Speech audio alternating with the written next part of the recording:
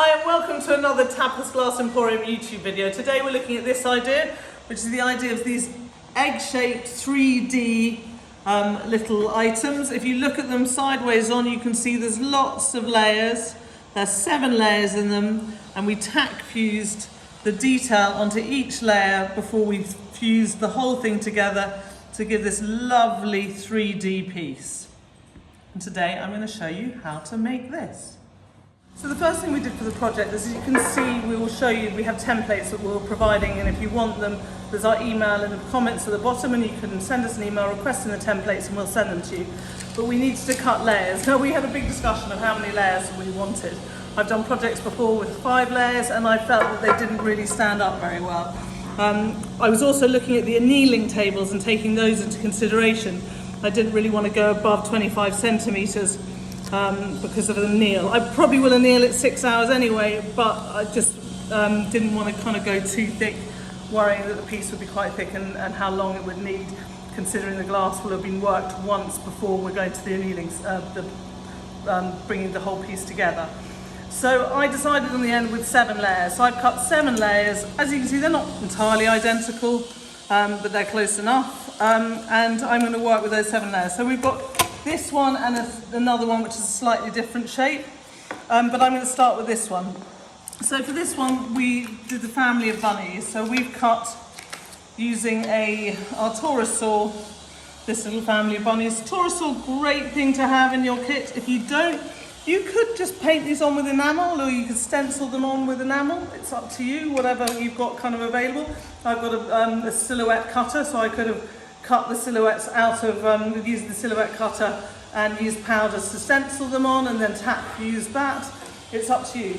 Now what we're going to do with these is we want to make sure that our details are underneath, and we're going to tack fuse the details onto each layer using a long bubble squeeze so that this glass goes around the detail underneath, pushing all the bubbles out. So hopefully we end up with very few bubbles between each layer. So that's the idea. But the issue is I'm going to kind of think about my project in 3D, because let's say if I put my bunny like this on this layer, it doesn't leave me a lot of room for my little ones around. So kind of thinking about it, I was thinking actually, as much as I love the tail, I think we're going to have to lose a little bit of the tail, and then we might put this one here, and then on a layer below we'll put this one. So you kind of need to work out your layers and your detail and have an idea of what you're going to do in, stacking it up before you kind of lay it out. You can always, let's say, I'm going to think about the bunny and maybe I'll put the big bunny down first. Okay, that's my first layer I'm thinking about, and I want the big bunny just like that on its own.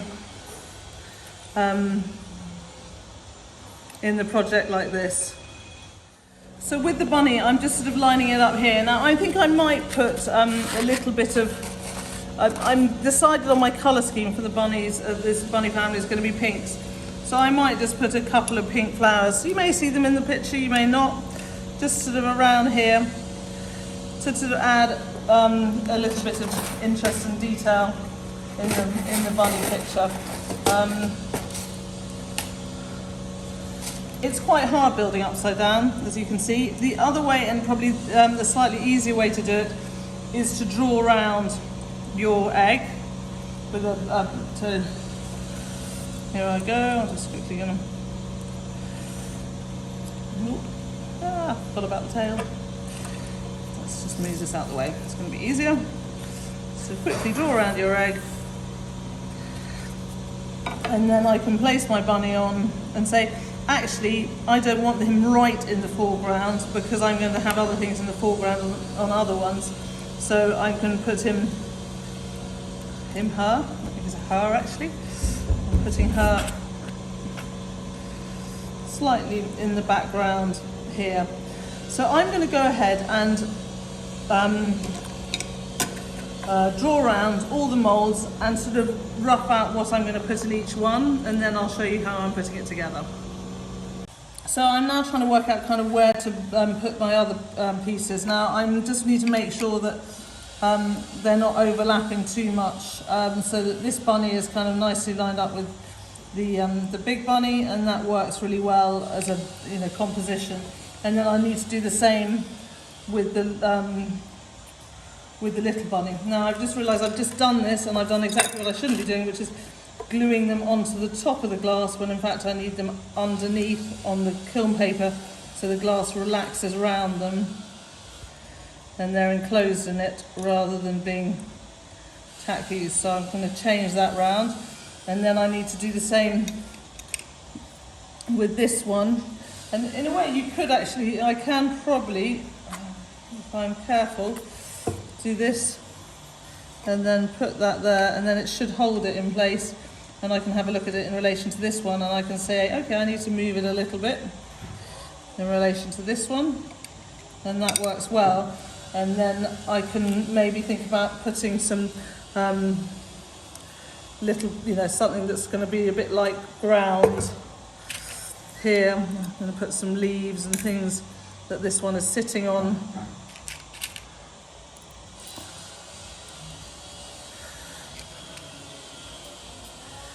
And then it will flip. It's not going to do it now because I'm trying to do it too quickly and not gluing it properly, but it will flip, and then that will be in the right place. So I'm going to carry on building this up, and you can see how it is when it's nearly done. So the last layer we need to put some powders on. So I'm just literally, you can wear your mask, safety mask. I don't want a too thick layer. I want to get a good concentration of colour, but I still want light coming through the back because these things stand up on their own. So I'm starting with a nice layer of spring green. Nice bright green, this one. And then I'm going to put some jade green, which I kind of like. It's a sort of bluey green, and I'm doing a kind of mottled effect with that, but maybe more up the top than down the bottom. And then last of all, I'm just going to use a little sprinkling of aventurine, light aventurine, just to add some sparkle. And maybe a bit more of this down the bottom. So this one is the only one that will be fired powder side up. The rest of them, if you see, are all ready to go in the kiln. And we will be doing as I said, it's going to be 2 hours bubble squeeze. Now you can see the tail is sticking out on there. I don't mind. I can nip that off after the tack fuse is done. When I line them all up, it's just, it's easier to, rather than worrying about lining it up really accurately on where I put the tail, it's easier just to have the tail sticking out and then adding it afterwards. So for this one we cut 7 layers of a slightly different shape. It's a bit more long and skinnier. And the idea is we're going to put some powders around, making it smaller each layer. From the side you'll still be able to see all the way in, but from the front it should look more like a kind of tunnel going in. So the back layer, and it's also what we'll do, we'll get darker, but actually it's not darker, it's more concentrated, the colour.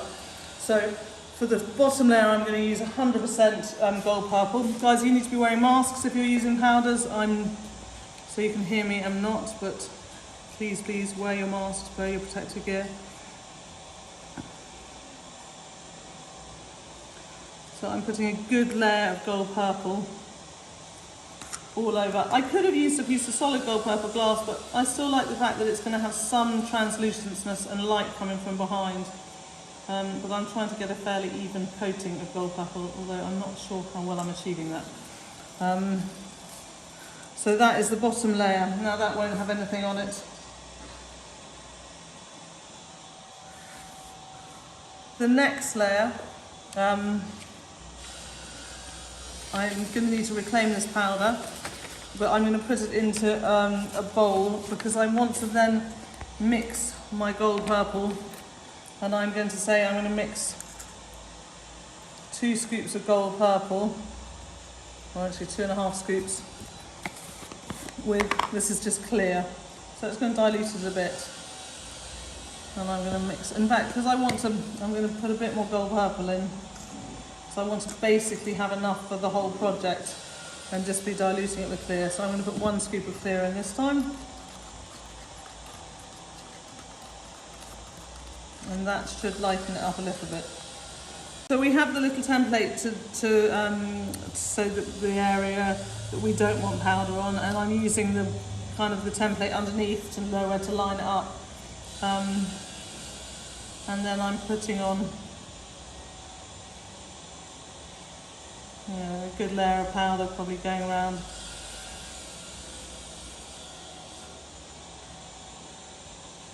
A good few times. And then I'm going to take this off and put it in here. Now, looking through this window, we want our bunny, and we want some eyes on the bunny. So we're just going to use a bit of enamel and paint some eyes on the bunny. So we're only going to put flowers on the top 3 layers. So these layers can just, we're just putting the stencil down.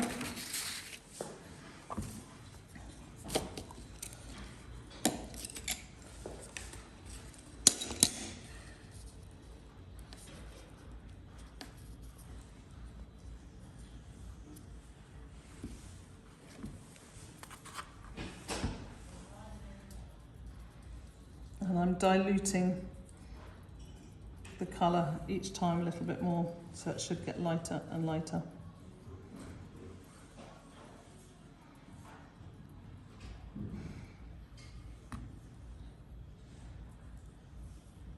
Now, I've done that badly, and I picked it up badly, so if you do it badly, just tap it off, give the glass a nice clean, and do it again.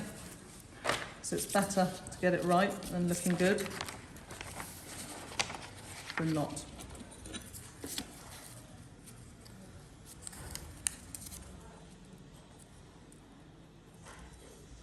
And we've used paper here, but it may be a bit easier if you use a bit of cardstock instead. So I've been diluting each time, and this is the last layer and the last lot going round.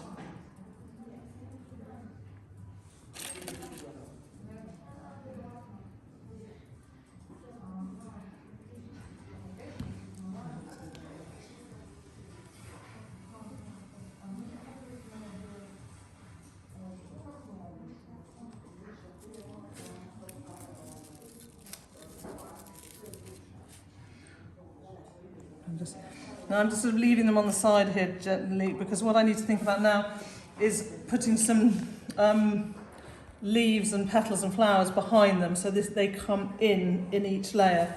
So the bottom layer will have, of course, our rabbit coming in, and then each layer after, lots of the layers after that will have little things coming in, starting with sort of this layer.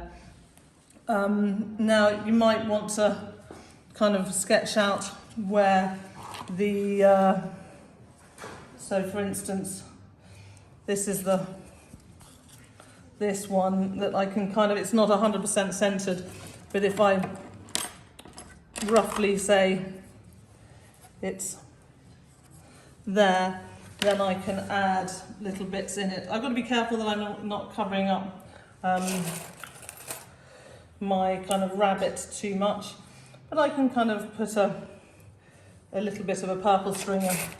For me, I could put a purple stringer in like that, but actually if I'm going to put it in, I would rather it went from the edge of the whole, to want of a better word, canvas. So it's going all the way through and not just on a tiny bit of it. So I'm just going to add literally just a few. These are our sugar plum flowers. It's a tricky to keep everything where you want it to be. And now everything's stuck to my fingers. Oh well.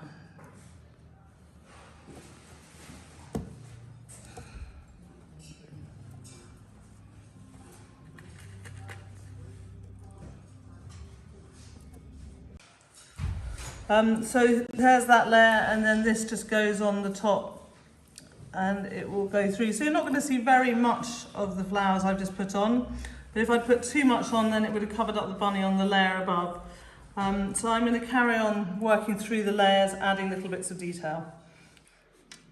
So here's our bunny. Now I'm just got to kind of carefully line it up. I can't use glue because glue will smudge the enamel eyes, but it goes on just like that. And there we go, perfect. Little bunny looking through, saying hi. So now it's just building up all the rest of the layers. So here are these, as you can see, we've got the murrine below, and again the hopefully the glass will sink round the murrine because we'll do a long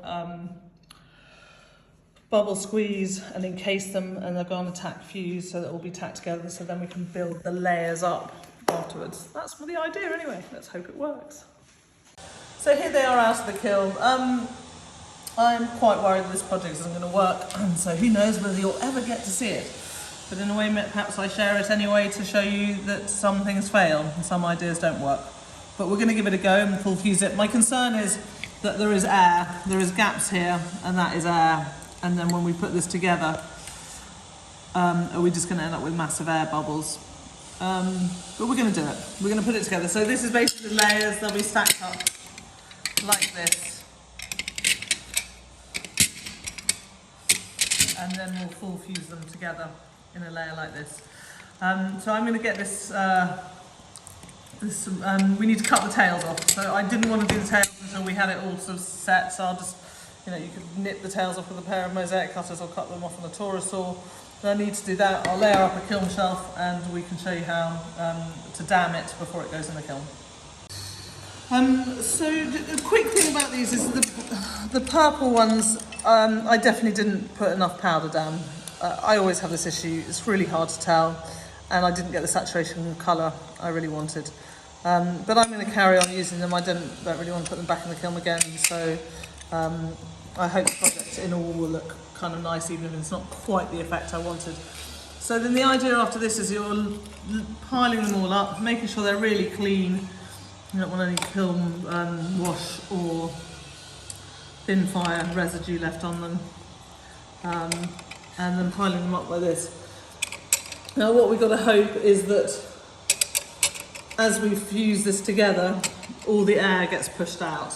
Now, it's a hard one to know. So I've cut a piece of 1 mil thin fire, fibre paper even, 1 mil fibre paper, guys, I'm going around. It's pretty much the height of the thing. They might be slightly bigger, but it is all going to press down. And then I'm going to use kiln posts round it to hold it in place, like so. And you have to think about weight of glass here.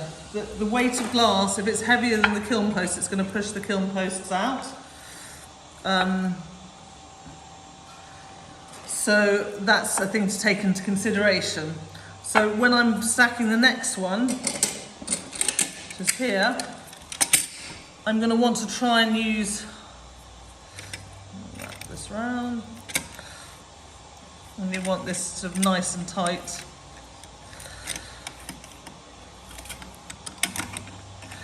And it's also because the bottom is kind of flat, it might even be worth using some glue to get this nice and tight.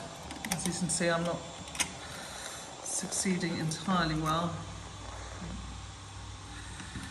There we go. It's still, every time I put it tight over here, there we go, that's pretty as good as it's going to get.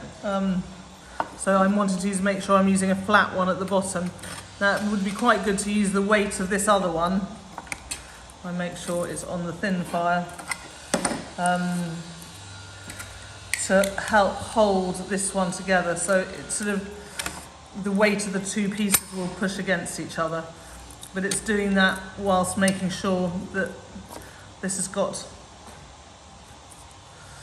a good amount of weight around it. So I'm going to put this together and then I'm going to show you how it should look at the end. So we're being really careful of the weight of the glass on this project, and putting all this other kind of kiln furniture around to keep this in shape. Now I'm lucky I have a grinder, guys, so I can grind the edge of this afterwards. Now we're going to do a very long bubble squeeze on this. I'm going to do 3 hours in the hope that most of the air will be pushed out as it fuses together, and hope that we do have some kind of project at the end. If you look kind of through them now, they are so cute and so pretty. I really do hope this project works, but the proof will be when it comes out of the kiln sometime tomorrow or the next day. So these will go in now and we can see how they when they come out. So here they are out of the kiln. Now they need grinding, and then they should go in for a fire polish. My concern about going in for a fire polish is we've got some bubbles really close to the surface, particularly these 2 big ones, that if we fire again, those are going to want to push to the surface. And then do we fill them and fire again, and then more bubbles are going to push to the surface, but we're going to have to give it a go. I love the way it looks, they're really great, the depth. So I love the idea, but yeah, bubbles are an issue on them. These 2 big ones, the other option is we could, grind them out and put some frit in, but we still only really want to do a tack fuse now. I don't want to do any more full fuses on this.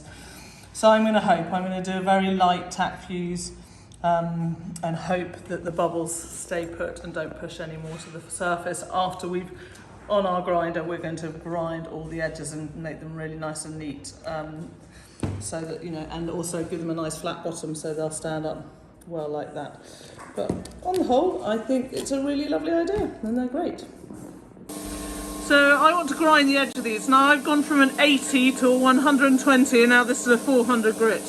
As you can see, I put Sharpie along the sides, and that helps me see where I've ground and not ground, so when I grind I do it. Now, although this is water, it's still got a bit of dust, so I'd rather wear a mask than not.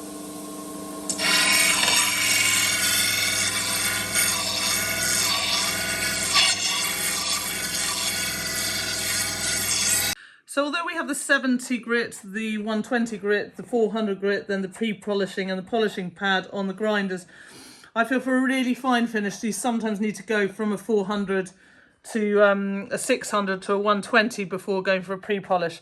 So I've got some 600 silicon carbon, which I've just diluted with water on here, and then I can just use this to work the edge. And this is just some float glass, some cheap window glass, and I'm just on here working this and working it around. Now the thing you've got to be careful of is I don't want to get this on the polished edge, otherwise it's going to mess it up. So you've got to be quite careful when you're doing this. Excuse the mask, but I just want to be careful. This stuff, you don't want to be breathing it in. So here they are. As I said, I've gone for manually polishing up the edges rather than fire polishing. You have to go through the different grits. You've got the kind of the 70, 120, 400. Then I did the 600 on the manual, and then a pre-polish and then a polish, and you get this great polished edge. If you don't have grinders and you don't want to do that, you could just clean the edges quite well, even with a hand pad, and then put them in for a fire polish. To do that, you're going to have to be careful, because one, I put the schedule in here, but I put a very long anneal on it because this is going to be the 3rd time they're going in the kilns. 2, if you've got bubbles, the bubbles are more likely to come up to the surface. I'm going to actually show you on this one. You can see where this bubble is, and it's pushed all the way through the kind of 3 layers, and it's right now on the surface. There's enough glass there that it, even, if someone bashes it, it's not going to break through. But if I fire it again, I think the likelihood is that bubble could end up with a very thin layer and more likely to break. So I just didn't want to kind of risk that. And also, the more you fire polish it, you go too hot, the glass is going to relax and you're going to lose the kind of lovely shape.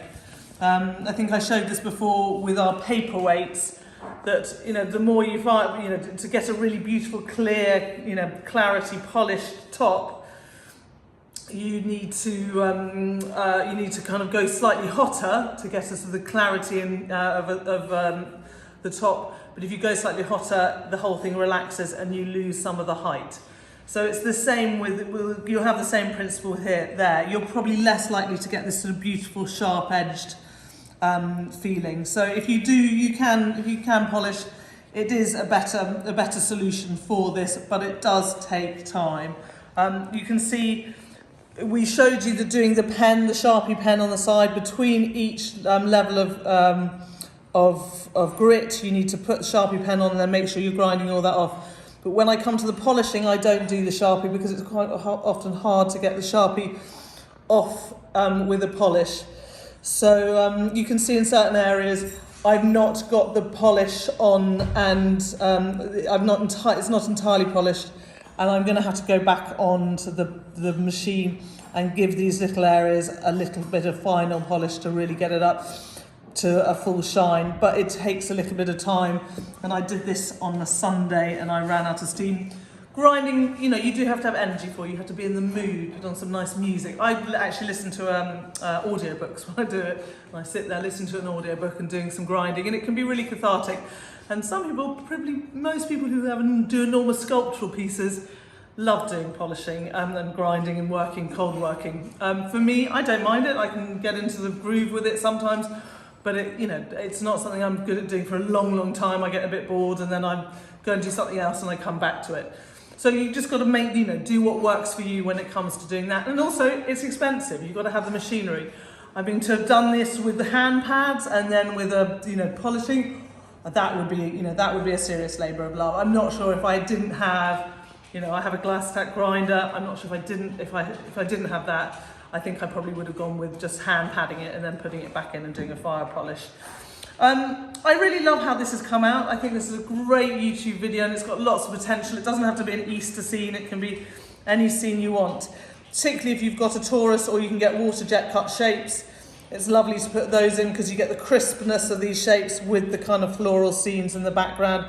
I think work really well together. Sort of certain things you might notice is the kind of at the edge, particularly you're getting the slight distortion of the flowers and even the slight distortion of the bunny down here. It's elongated a bit. So, to keep that in mind, things will distort at the edge.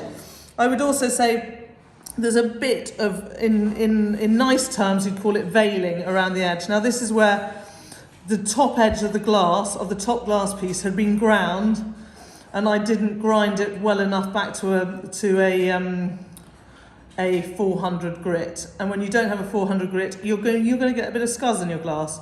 So that's that scuzz there. So you want to make sure that your edges of each layer are really nicely cleaned, and you take them to a 400 grit before you try and fuse it all together, and then you shouldn't get that. That was my mistake, and now that's there and there's nothing I can do about it. It will be there in the final piece. So that's a bit of advice. I give you some projects which are easy, I give you some projects that are a bit more work. So this was a bit more work, but I think worth it if you want to take the time. I hope you've liked it. Please subscribe, the button should be there, and then you'll get notifications of lots of lovely other videos I'm making.